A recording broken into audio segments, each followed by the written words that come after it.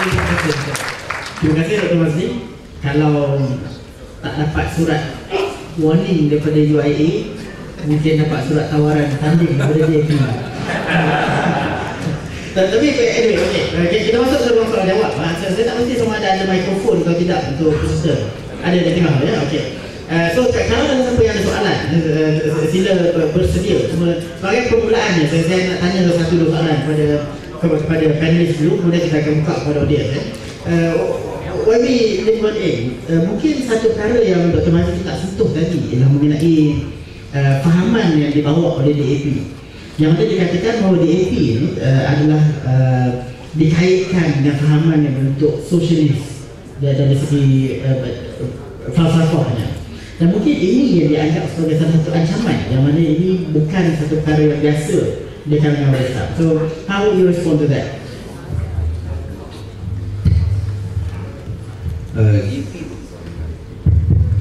DAP bukan sosialis, DAP ialah social demokrasi.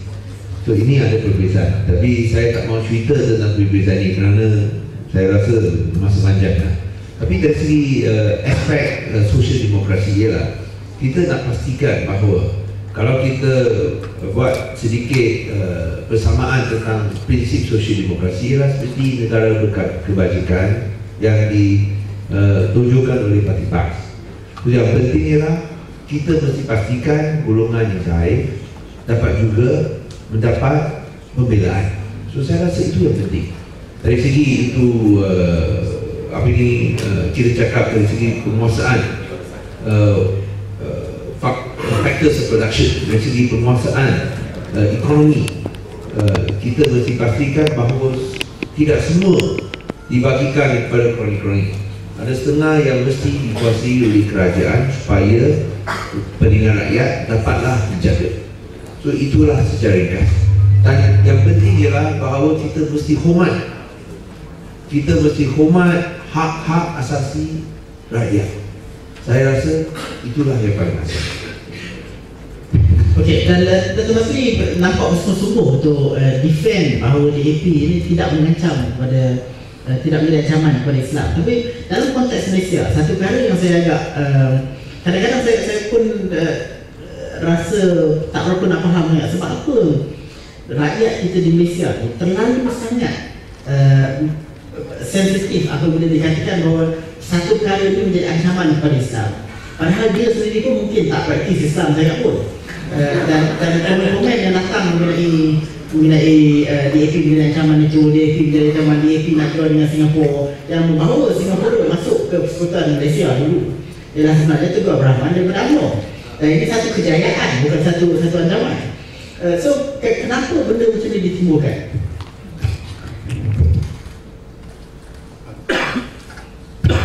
Saya rasa dia timbul kerana salah faham terhadap Islam di kalangan masyarakat Melayu Islam sendiri. Dan malah bukan DAP saja yang timbul bahana seperti ini. Malah kalau kita perhatikan di dalam diskurs masyarakat Melayu Islam, mereka sinonimkan Islam dengan Melayu. Betul tak? Apa sahaja yang bukan Melayu itu dianggap macam mengancam mereka. Tak percaya. Kalau kita lihat kadang-kadang kalaulah ada di kalangan yang Muslim yang bukan Melayu pun, bila dia buat kenyataan akan dilihat apa? Ini mu'alaf, ini Islamnya tak cukup.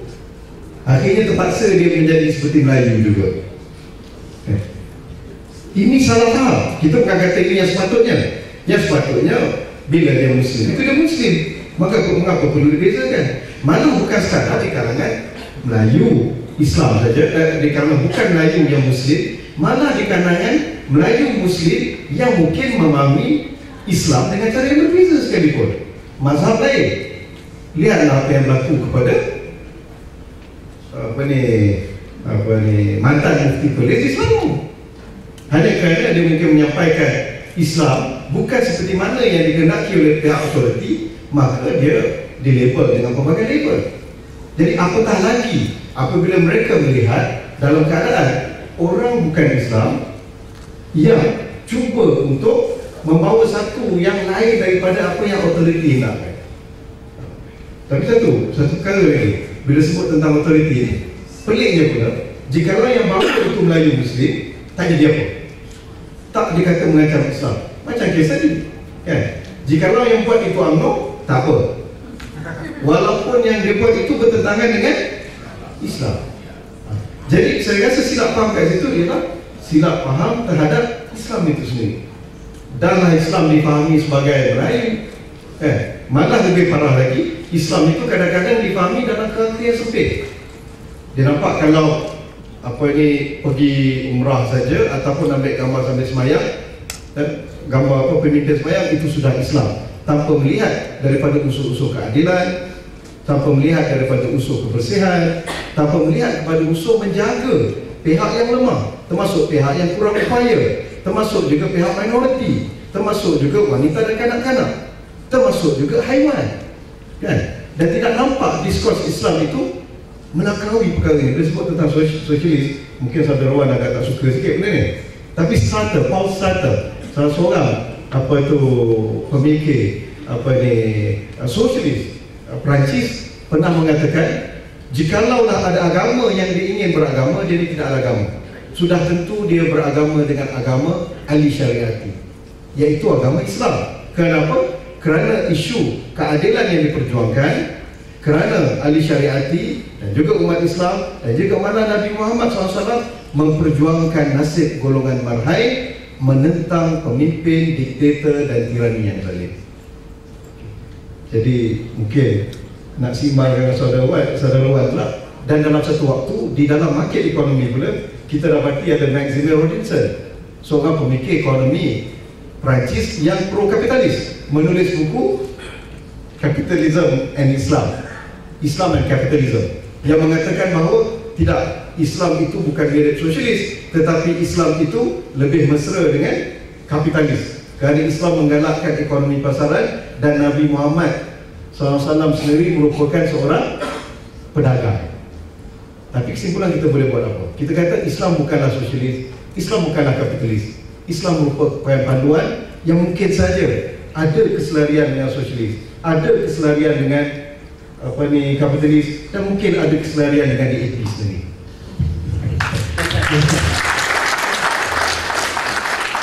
Kau yang last kali tu yang roket kini nak tu. Tak lancar Okey, dah tanya soalan tadi tu. Ya.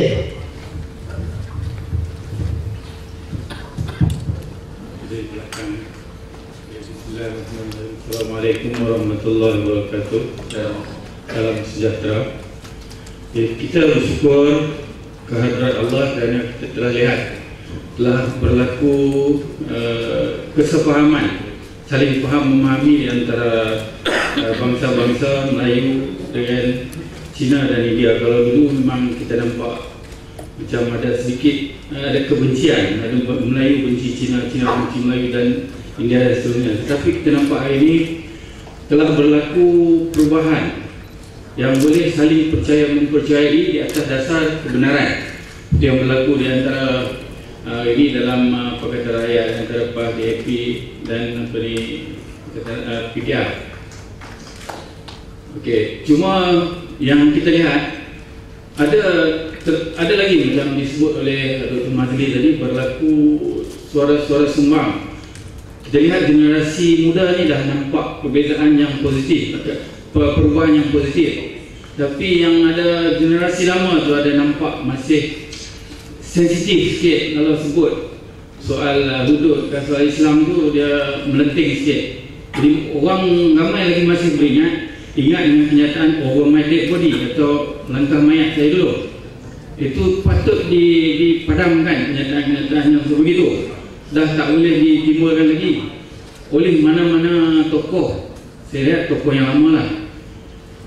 Okey, itu dari segi sensitivity. Kemudian apa yang kami lihat, ini kami sebagai orang Islam, walaupun orang kata sebagai Islam adalah agama persekutuan, tetapi sebenarnya banyak lagi hak kami sebagai orang Islam yang belum dilaksanakan. Kami dinafikan untuk umat Islam melaksanakan hukum hudud sekurang-kurangnya. Bukan kita nak untuk orang lain. Hudud untuk umat Islam dinafikan dengan perlembagaan yang ada. Walaupun memang dia kata Islam adalah agama persekutuan, Jadi kalau kita sebut, sepatutnya apabila sebut Islam agama persekutuan, seolah macam saya kata saya agama saya Islam, bermakna saya berhak melaksanakan ajaran dan tuntutan Islam. Begitu juga bila Malaysia adalah negara Islam adalah negara persekutuan, bermakna dia mempunyai hak, Islam mempunyai hak di dalam perlembagaan. Jadi itulah saya rasa di masa hadapan semua pihak lebih memahami, saling faham memahami apa itu Islam dan memberikan hak kepada umat Islam untuk melaksanakan ajaran dan tuntutan mereka. Jadi kami bila hari ini saya ulang lagi bahawa walaupun kita orang Islam, tapi walaupun Islam agama persekutuan, tetapi undang-undang semua untuk orang Islam pun tidak boleh laksanakan. Kita boleh pinjam undang-undang barat untuk laksanakan Malaysia. Semua bangsa patuh pada dipaksa untuk patuh pada undang-undang barat. Betul tak? Jadi bermakna kami pun perlu mempunyai hak kepada pelaksanaan undang-undang sekurang-kurangnya untuk diri kami. Itu yang kita minta, kefahaman, peningkatan kefahaman di dalam semua, sama ada dalam PAS, dalam JAP atau PKR dan UMNO dan sebagainya, untuk memberi hak kepada umat Islam. Okay, terima kasih. Okey, terima kasih. Satu poin yang bagus selalu ditimbulkan apabila kita cakap mengenai DAP dan hubungan dengan orang Islam. Dan kalau diizinkan saya nak refine sikit soalan tu. Kalau sekiranya di sesebuah negeri di Malaysia yang mengadakan pilihan raya dan parti yang bertanding meletakkan dalam manifesto bahawa jika menang kami akan melaksanakan hudud. Kemudian parti itu menang, maksudnya rakyat negeri itu mengatakan dia nak manifesto yang dinyatakan oleh parti itu. Adakah dia akan bersetuju? Saya rasa tentang itu isu yang dimaksudkan itu kita ada pendirian. So DAP punya pendirian adalah jelas bahawa kita pegang kepada perlembagaan yang sedia ada, yang jelas menyatakan bahawa itu tidak ada peruntukan untuk hukum hudud seperti yang dinyatakan. Dan sekiranya itu ada sebarang perubahan, saya rasa kalau kita dapat fahaman daripada juga pemimpin-pemimpin daripada PAS, mesti diterima ada kefahaman di kalangan orang Islam dulu dan juga rakyat bukan Islam. Saya rasa kita pun mesti faham persepsi di kalangan orang bukan Islam. Kerana sepanjang masa ini kalau kita lihat itu orang bukan Islam, mereka yang kenal sama itu Islam adalah pemimpin-pemimpin Islam seperti pemimpin UMNO, kerana mereka kurang berinteraksi dengan pemimpin PAS. So selama ini kalau kita cakap tentang Islam, ialah apa yang mereka lihat daripada kita laku pemimpin UMNO, dan mereka rasa pemimpin UMNO itulah Islam kerana kurang berkenalan dengan PAS. Tapi sekarang kalau kita cakap tentang pemimpin PAS, tetap usaha kita lebih kena tengok macam itu terguru di alis. Itu sifat yang berlainan. Kalau kita tengok pemimpin UMNO, kita tahulah kita laku mereka bukan saja hancur, lebih dari hancur lah. Dan saya rasa yang penting ialah kita mesti hormati persamaan ataupun persefahaman yang kita dah capai. Dan parti PAS pun tahu dalam Islam tak ada paksa, kita mesti ada persefahaman. Dan apa yang telah diputuskan secara bersama dalam manifesto bertulis, itu yang akan dipegang oleh ketiga-tiga parti. So tentu kita ada perbezaan pendapat, tapi seperti yang saya sebut tadi, ini tidak menghindari kita untuk sama-sama berjuang untuk menentang kemungkaran. Saya selalu sebut tentang itu pandangan. Apakah pandangan orang bukan Islam terhadap Islam ialah mereka lihat pemimpin Islam ialah UMNO. Itu saya rasa bukanlah satu model yang baik. Sama juga dengan pemimpin atau sama juga dengan rakyat Melayu dan Islam. Kalau mereka lihat pemimpin bukan Islam, mereka perlu lihat pemimpin MCA. Pemimpin MCA macam saya lah. Saya masih ingat bila itu isu sports toto. Bila Najib nak perkenalkan itu sports toto, ini pun lagi satu kes. Siapa yang nak perkenalkan judi bola? Bukan DAP. Yang nak perkenalkan ialah orang pelatih. Siapa? Awak adik. Lepas itu, siapa yang negeri mana yang pertama buat kenyataan sedia terbuka, kita tak akan benarkan judi bola masuk ke negeri itu. Berapa? Dan ini betul-betul mengejutkan UMNO. Dan sebelum ni Rakyat Hakim saya cakap kita mesti benarkan judi bola kerana ini memang budaya orang Cina. Kerana kita hormat budaya orang Cina, itu sebab kita mesti memperkenalkan judi bola. Untuk beratus juta dia tak sebelah. Lepas itu bila saya ungkap bahawa kita tak akan benarkan judi bola, apa dia nak cakap lagi? Takkan dia nak beritahu orang kampung ini bukan Cina baik. Ni lingkungan ini Cina bukan Cina Tulino, ni bukan, dia tak hormat budaya dia. Takkan dia nak cakap macam itu, orang kampung bukan bodoh. Takkan dia nak cakap tengok itu bukan cosok itu baru Cina Tulino. So di sinilah persepsi di kalangan. Kalau kita cakap orang bukan Islam, mereka faham Islam menerusi pemimpin UMNO. Sama juga dengan orang Islam. Dia lihat pemimpin bukan Islam, dia lihat pula pemimpin MCA macam Chua Saleh. Macam mana kita boleh bersama? Memastikan ada ikut persefahaman dan persamaan. Satu lagi kes yang saya rasa adalah penting ialah tentang keputusan untuk menjemput itu pasukan piket Israel masuk ke Malaysia. Dan pada masa itu DAP pun membuat perhentian tapi tak disiarkan. So kalau kita menentang, kita tak setuju, PAS pula buat demonstrasi besar-besaran sampai ramai yang kena tangkap. Tapi mengapa perkara ini tidak dijemput sampai pasukan Israel boleh masuk ke Malaysia? Saya rasa itu perkara besar. Tapi perkara ini macam dah dilupakan. Bila ia harus mendapat jawapan daripada pihak UMNO. Tapi Habib, I want to push a little bit further on it. Sebab isu hudud ni banyak kali ditimbulkan. So I really want to clarify. Saya sebagai seorang Islam, saya mencuri lah. Okay? Saya mencuri dan kemudian saya sedar bahawa mencuri satu kesalahan dan saya nak dosa saya diampunkan. Dan keyakinan saya sebagai seorang Islam ialah saya yakin bahawa cara untuk diampunkan dosa saya ialah dengan melalui proses pembersihan melalui hukum hudud. Jadi adakah tadi kita cakap ini kebebasan, jadi adakah kebebasan saya untuk mendapat pembersihan melalui cara agama saya dinafikan semata-mata kerana ada persefahaman antara tiga parti untuk menang? Tapi sini kita lihat perlembagaan. Kita semua ketahui pada perlembagaan. Dan dalam perlembagaan, kalau kita cakap dari segi kanun kesiksaan jenayah, kita tak boleh ada hukuman yang berbeza-beza kerana ini tidak berperlembagaan.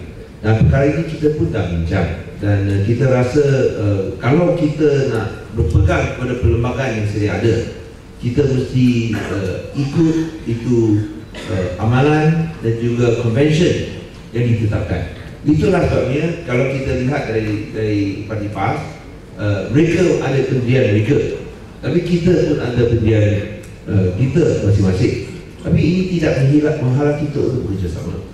Kerana isu yang lebih besar ialah untuk melawan kemungkaran dan juga rasuah yang menghantui seluruh Malaysia. Saya rasa itu yang membolehkan kita bersama. Kalau kita nak terperangkap dengan persepsi palsu yang dibentuk oleh Barisan Nasional, saya rasa sampai hari kiamat Barisan Nasional akan memerintah. Dan ini Barisan Nasional memerintah bukan saja UMNO, MCA, MSC, gerakan pun sama. 2 kali 5 ya. Itu yang penting, adakah kita nak dipecah belakang mengikut persepsi palsu UMNO atau bolehkah kita bersatu padu berdasarkan persamaan universal untuk menyelamatkan Malaysia. Kerana saya rasa Malaysia tak lama hidup kalau terus di bawah UMNO. Lebih-lebih pun 5 tahun, 10 tahun. Masa itu kalau kita menang, mungkin sudah lewat dah, tak dapat dipulihkan kembali. So itulah sebabnya saya rasa janganlah kita terikat dengan persepsi palsu, dengan isu-isu yang dibawa oleh Barisan Malaysia untuk cuba pecah belahkan kita. Macam seperti yang disebut tadi hukum hidup. PAS ada pendirian, DAP ada pendirian. Tapi adakah kerana perbezaan ini kita tak boleh bekerjasama? Sama dengan kita cakap itu apa ni, itu BN selalu cakap, oh kita adalah parti yang ikut rule of law. Tapi mereka tak ada law. Tapi ini tidak menghalang mereka untuk bersatu padu. UMNO untuk Melayu, MCA untuk Cina, MSC untuk India. Ini semua parti berkauman. Tapi mengapa parti berkauman yang berjuang hanya untuk Melayu, hanya untuk orang Cina, hanya untuk orang India boleh bersatu padu? Rasuah lah apa lagi? So mengapa kalau BN boleh bersatu padu atas alasan rasuah, mengapa kita PAS, PKR, DAP tak boleh bersatu padu berlandaskan integriti dan kebersihan? Saya rasa itulah perkara pokok. Terima kasih.